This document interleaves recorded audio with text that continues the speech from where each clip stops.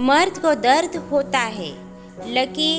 Doctor रजत ने headphone कानों में लगाए हुए अपने भतीजे लकी यानी अनिमेश से उसे कॉफ़ी का मग पकड़ाते हुए कहा। हाँ चाचू। लकी ने अपने टॉल हैंडसम चाचू की तरफ ध्यान से देखते हुए कहा। बेटा कुछ भी हो जाए पर तुम न शादी ज़रूर करना। ये कहते हुए उनकी आंखों में पीड़ा उतर आई थी आंसुओं के रूप में और नज़र ठहर गई अपनी स्वर्गीय माँ जानकी जी की अंतिम दिनों की तस्वीर पर, जिनके चेहरे पर अकड़ तो वैसे ही विराजमान थी पर साथ में बेचारगी भी झलकने लगी थी। क्या चाचू? लकी ने थोड़ा चिढ़े स्वर में तुनकते हुए कहा। इसी बवाल से तो पीछा छुड़ाकर आपके पास आया हूँ और अब आप भी वही राग अलाप रहे हो। मुझे इस सब आफत में नहीं पड़ना, मैं उन्मुक्त रहना चाहता हूँ। मेरे रोल मॉडल आप है। वो थोड़े गर्व से बोला। मनमौजी लकी चाचू का दुलारा भी था और उन्हें आदर्श भी मानता था। ज़रूरत से ज़्यादा उनके समक्ष चाहे वो लकी हो या कोई भी उनके परिवार का सदस्य अच्छा बनने की कोशिश का नाटक अवश्य करता। प्रथम दृष्टया किसी को भी रजत के खूबसूरत जीवन से जलन हो सकती थी।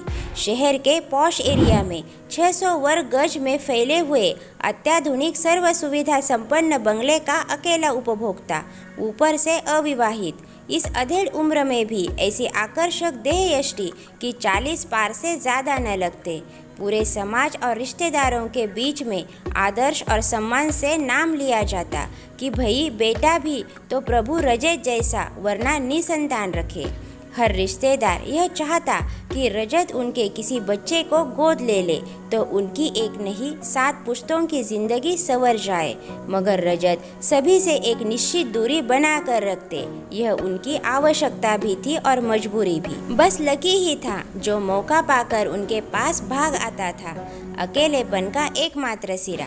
कमरे में पसरी चुप्पी को तोड़ते हुए लकी ने आंखें उठाकर देखा तो उसे अपने सुपरस्टार चाचू की आंखों में आंसू नजर आए। क्या यार चाचू, तुम रोते भी हो? बिल्कुल अच्छे नहीं लगते। दादी की मौत पर तो तुम्हें रोते हुए देखना सामान्य लगा, पर अब अच्छा नहीं लगता। वो परेशान होकर बोला। घर में मम्मी शादी का राग अलाप रही है और इधर आप भी शुरू हो गए। तभी तो जान बचाकर आपके पास आ गया कि कम से कम आप तो मुझे समझोगे ही। बेटा भाभी सही कह रही है। सच कहूँ तो तुम भाग्यशाली हो कि वो तुम्हारी दादी की तरह स्वार्थी नहीं रही। स्वार्थी और दादी, रजत के ये शब्द लकी के कानों के लिए आश्चर्य से कम न थे। उसने गौर से रजत की आंखों में झांका तो उधर दफन सच्चाई उमड़कर आंसुओं की शक्ल में बाहर आने लगी। रजत चाचू जो कि श्रवण कुमार का पर्याय माने जाते थे, दादी ने उन्हें जैसे चाहा प्रयोग किया और चाचू ने उफ न की। पर चाचू, माँ तो ममता का सागर होती है, वो अपनी संतान के लिए स्वार्थी कैसे हो सकती है? ये सच है पर कड़वा है कि मेरा घर संसार सिर्फ अम्मा के कारण ही न बच सका। माँ भी स्वार्थी हो सकती है लकी। अब हैरान होने की बारी लकी की थी। वो रजत को बच्चों की तरह गले लगा कर बोला। चाचू, जब ज्वालामुखी फट गया है तो इस लावे को बह ही जाने दीजिए ना। रजत ने दर्द उड़ेलना शुरू कर दिया। जब तुम्हारी मम्मी ब्याह कर आई थी तो वो घर की पहली बहू थी, संपन्न परिवार की बड़ी बहू, परंतु छोटे हैसियत की मायके की बेटी। अम्मा ने उन पर तानाशाही दिखाने में कोई कमी न की, पर जब बात भैया के स्वाभिमान की आई तो वो भाभी को लेकर अलग हो गए। इस तरह 5 बेटों में 3 ने ये हवेली छोड़कर अपनी नीड़ अलग कर ली और इधर का रुख भी न किया दोबारा। मैंने भी उम्र के कच्चेपन में कुछ गलतियां ज़रूर की अपने बड़े भाई और भाभीयों के सम्मान में, मात्र अम्मा को उनके लिए रोते देखकर। बाबूजी काम के सिलसिले में बाहर रहते और जब अम्मा इस हवेली में अकेली पड़ गई तो उन्हें असुरक्षा ने घेर लिया। मैं उन्हें सारे सुख अपनी तरफ से देने की लालसा में पढ़ाई में लग गया और शहर का प्रख्यात हार्ट सर्जन बन गया। पर जब भी कोई रिश्ता मेरे लिए आता, अम्मा उसमें कमियां ही खोजती। कभी लड़की तो कभी खानदान तो कभी दहेज। उनका दम्भ कभी इस बात को स्वीकार ही नहीं कर पाया कि मेरी भी उम्र हो रही है। धीरे धीरे रिश्ते आना कम होने लगे और अम्मा को कोई फर्क भी नहीं पड़ा।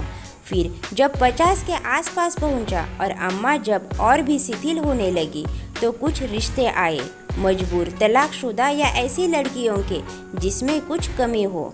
अम्मा ने तब भी यही कहा कि हाय मेरा क्या होगा। अतः मैंने उन्हें वचन दिया कि मैं शादी करूँगा ही नहीं। उस दिन के बाद अकेलापन ही मेरी नियति बन गया। न होली का रंग है, न दिवाली की रोशनी, और न ही कोई हाल पूछने वाला। ये खालीपन बहुत काटता है बेटा। आज वाकई मजले भैया की याद आती है कि अम्मा एक दिन इस हवेली में उल्लू बोलेंगे, और देखना अम्मा वो दिन देखने के लिए तक जिंदा रही। अब लगता है कि काश मैं भी अम्मा की बांधी लक्ष्मण रेखा को पार कर लेता और तुम्हारे छोटे चाचों की तरह कोर्ट मैरिज करके सूचना दी होती, तो आज मेरा दर्द बांटने वाला परिवार तो होता मेरे साथ। ये वीरान हवेली का एक रोशन कमरा मेरा भाग्य न होता। अंतिम क्षणों में अम्मा का मेरे लिए दुखी होने से क्या मेरी उम्र और मेरी उमंगें लौट आती। अब लोग इंतज़ार में है मेरे मरने के या उनके किसी बच्चे को मेरे गोद लेने के फैसले के। कभी कभी निजी स्वार्थ में बड़े बच्चों के अरमानों की समाधि पर राज करते हैं लकी। खालीपन बहुत शोर करता है एक उम्र के बाद। समझ गया चाचू। और 4 दिन के बाद लकी ने फ़ोन करके कहा, मम्मी मैं अब शादी के लिए तैयार हूँ। दोस्तों, कहानी अच्छी लगे तो लाइक ज़रूर कीजिए और हमारे चैनल को सब्सक्राइब कीजिए। धन्यवाद।